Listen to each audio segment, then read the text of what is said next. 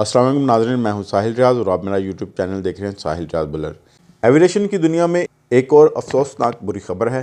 अब लगता है कि लोगों के जो मोबाइल फ़ोन और उनके पावर बैंक हैं वो भी अब जहाज़ में साथ ले जाने की इजाज़त नहीं होगी। जहाज़ की अब तस्वीर देख रहे हैं, बिल्कुल तबाह हुआ पड़ा है। ऐसा लगता है जैसे किसी ने कंप्यूटर से ये तस्वीर बनाई हो, और ऐसा लगता है कि जैसे इसमें कोई मुसाफिर ज़िंदा ही नहीं बचा होगा।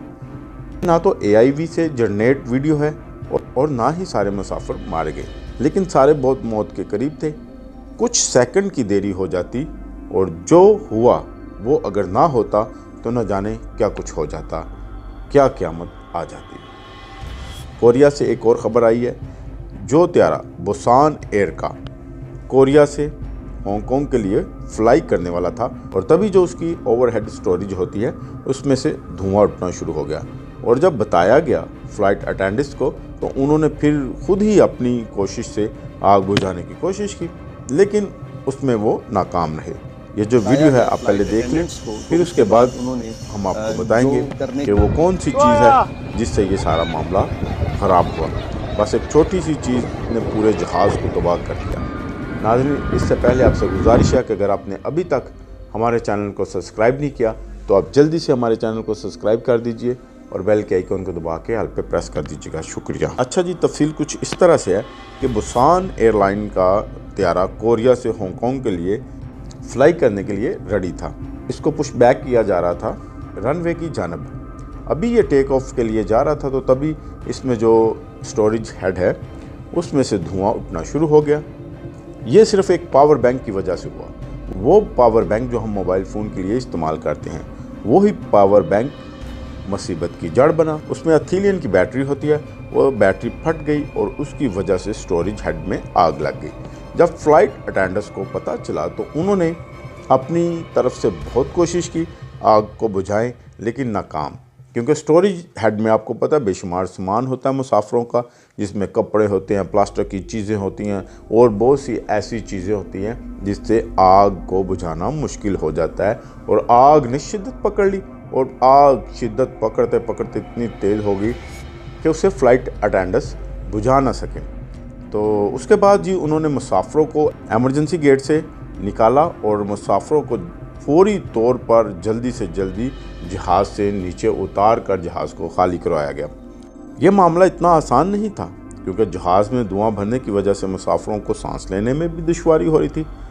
उन्हें सही सलामत जहाज़ से बाहर निकाल तो लिया गया, लेकिन आग शिद्दत इख्तियार कर गई। तो उसके बाद आग बुझाने वाला अमला मौके पर पहुंच गया।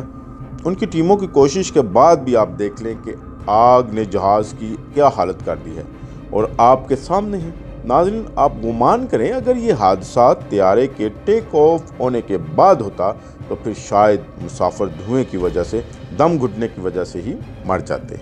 खुदा न खास्ता अगर त्यारा फ़ज़ा में होता और आग नीचे आते तक जहाज़ को जला देती तो सोचें क्या हालत होती। और अगर आग की वजह से उसमें सुराख हो जाता तो कैबिन प्रेशर भी बरकरार रखना बड़ा मुश्किल हो जाता और फ़्लाइट भी उसकी वजह से मुश्किल हो पाती, या फिर उस आग से इलेक्ट्रॉनिक सिस्टम भी तबाह हो सकता था।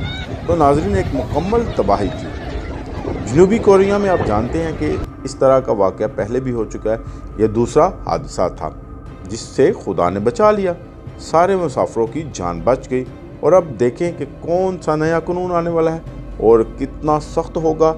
हो सकता है कि पावर बैंक तो बिल्कुल ही बैन कर दिया जाए, लेकिन इसके साथ आप सोचिए कि मोबाइल का क्या और लैपटॉप का क्या। उसमें भी तो एथिलीन होता है, यानी कि एथिलीन की बैटरी होती है।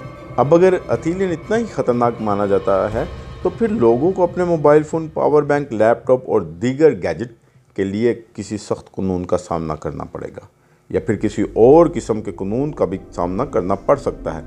लोगों के लिए ये काफ़ी मुश्किल है, आने वाली है। वैसे भी जिनकी बड़ी बड़ी बैटरियाँ होती हैं तो उनको रोक लिया जाता है। लिहाजा नाज़रीन, आपसे गुजारिश है कि आप सभी लोग दुआ किया करें, और ख़ास कर उन लोगों के लिए जो सफ़र करते हैं, जो मुसाफिर हैं, उनके लिए कि खुदा खैर खैरियत से उनको अपनी मंजिल तक पहुँचाएँ। आमीन। और आपसे मेरी भी रिक्वेस्ट है कि अगर आपने अभी तक मेरे चैनल को सब्सक्राइब नहीं किया तो आप जल्दी से मेरे चैनल को सब्सक्राइब कर दीजिए और बेल के आइकन को दबा के ऑल पे प्रेस कर दीजिएगा। ये आपकी छोटी सी काविश मेरे लिए बहुत फ़ायदेमंद हो सकती है। शुक्रिया।